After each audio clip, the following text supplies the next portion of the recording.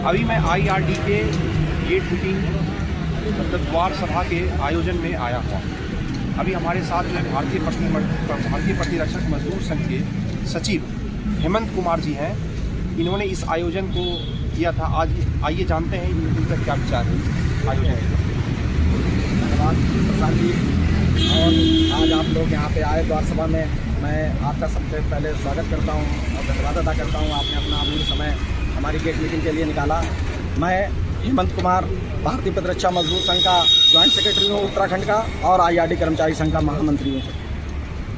मैं इस द्वार सभा में हमारे जो मेन इशूज़ थे उनमें ये था कि 8वें पे कमीशन का गठन अविलंब किया जाए, जिससे कार्मिकों की वेतन विसंगतियाँ और वेतन स्ट्रक्चर में सुधार हो सके साथ। और आज हमारा दूसरा बिंदु था कि ना केंद्रीय कार्मिकों को OPS की बहुत सख्त ज़रूरत है, ना हमें MPS चाहिए, ना हमें UPS, हमें सिर्फ और सिर्फ ओनली OPS की बहाली की हम मांग करते हैं, और वही हमारी एक पेंशन है। और हमारी दूसरी मांग थी कि DRDO में अभी 7 नवंबर 2024 को एक लेटर जारी किया गया कि एडमिन एलाइड कैडर पदोन्नति के दौरान अराजपात्र कर्मचारियों का पदोन्नति के दौरान ट्रांसफ़र किया जाएगा। साथियों, मैं इस ट्रांसफ़र पॉलिसी से बहुत दुखद हूँ, क्योंकि DRDO में किसी और कैडर के ऊपर ट्रांसफ़र पॉलिसी नहीं है।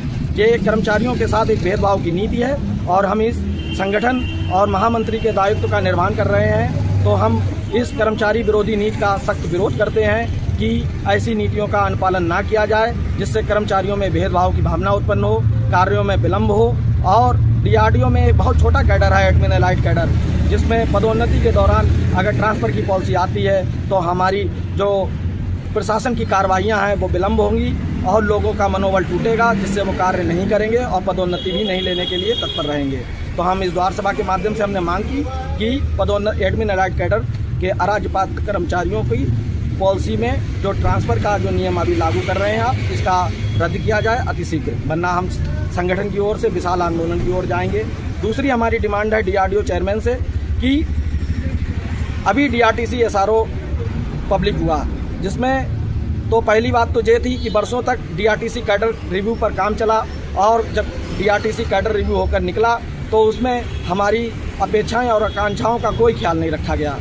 हम सबको वही कैडर स्ट्रक्चर प्राप्त हुआ, और हमें एक असुविधा और हुई कि जो मेरा पहला पदोन्नति का पीरियड होता था 5 ईयर का, उसको और बढ़ा दिया गया 6 वर्ष, जो कि हम कैडर रिव्यू हमेशा अपने लाभ के लिए करते हैं, ना कि हम घाटे के लिए। तो हम संगठन की ओर से इस कैडर रिव्यू का पुनः मूल्यांकन करने की बात करते हैं, और कार्मिकों का पीरियड 6 साल की जगह 5 साल करने की बात करते हैं। और हमारी दूसरी मांग है कि उच्च शिक्षा प्रोबेशन के दौरान कार्मिकों को प्रदान की जाए।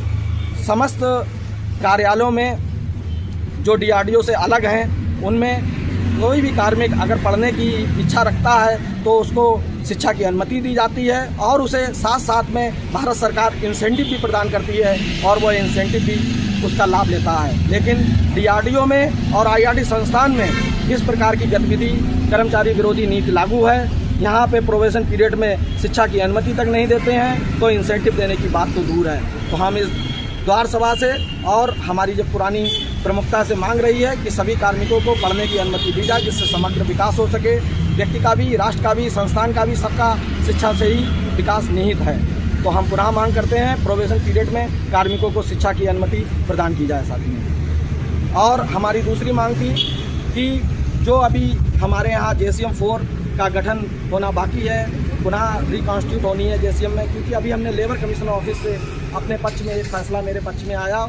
इन्होंने इन बैलेट वोट्स को भी काउंट कर मूल्यांकन किया था काउंटिंग में, और एक सीट को कम कर दिया था। हमने लेबर कमीशन ऑफिस में 1 वर्ष तक उसका केस लड़ा, और केस हमारे पक्ष में आया। उसमें स्पष्ट कहा गया लेबर कमिश्नर द्वारा और MOD ने कि इन बैलेट वोट्स को आप हटाएं, उसमें किसी भी जगह पे उसको काउंट नहीं कर सकते हैं। और दूसरी बात कही, दूसरा बिंदु उन्होंने कहा कि आप 2 यूनियन के बीच पूरी सीटों का डिस्ट्रीब्यूशन करें। तो हम पुनः इस मांग के ऊपर लगे हुए हैं, और IRD प्रशासन को भी हमने 1 महीना पहले चिट्ठी दे दी है, लेकिन अभी तक उन्होंने JCM 4 का कॉन्स्टिट्यूट नहीं किया है, जिससे कर्मचारियों की समस्याओं में विलंब हो रहा है, उनका निस्तारण नहीं हो रहा है, एक कोई पटल नहीं मिल रहा है जिस पे हम समस्याओं को रख सकें। इसीलिए हमें द्वार पर आने को मजबूरी हो रही है। दूसरी हमारी कैशलेस व्यवस्था पे है। कैशलेस चिकित्सा व्यवस्था कार्मिकों को उपलब्ध कराने हेतु MOD ने 2023 में एक नोटिफिकेशन जारी किया था। उसमें कहा था कि सभी संस्थानों में कैशलेस चिकित्सा सुविधा मिलनी चाहिए और उसके लिए हमने IRD कर्मचारी संघ ने 1 वर्ष तक संघर्ष किया और हर जगह से लेटर प्राप्त करवाया।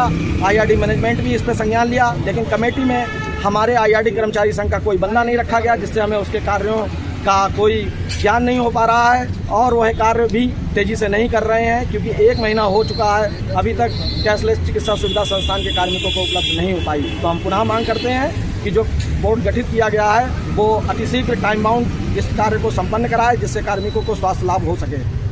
और हमारी मांग है कि संस्थान में जो हमारी ग्रीवेंसेस हैं उनको सही समय पे सही जगह पे निस्तारित किया जाए। सभी कमेटियों में IRD कर्मचारी संघ के प्रतिनिधित्व दिया जाए।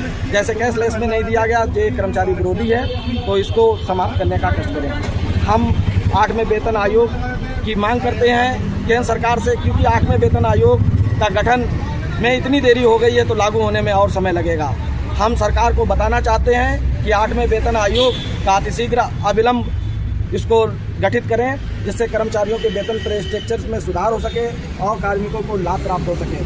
हम OPS की मांग कर रहे हैं 2004 से, लेकिन आज तक सरकार OPS बहाली के ऊपर नहीं दिख रही है। OPS की जगह उन्होंने UPS एक सिस्टम लाया, जिसमें कहा गया कि सेम टू सेम रूबरू OPS है।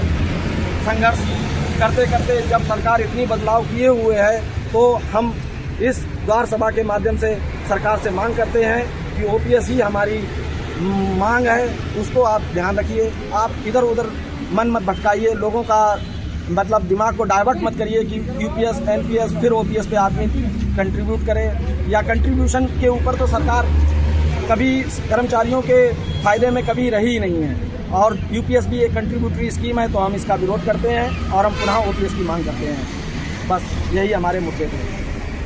जैसा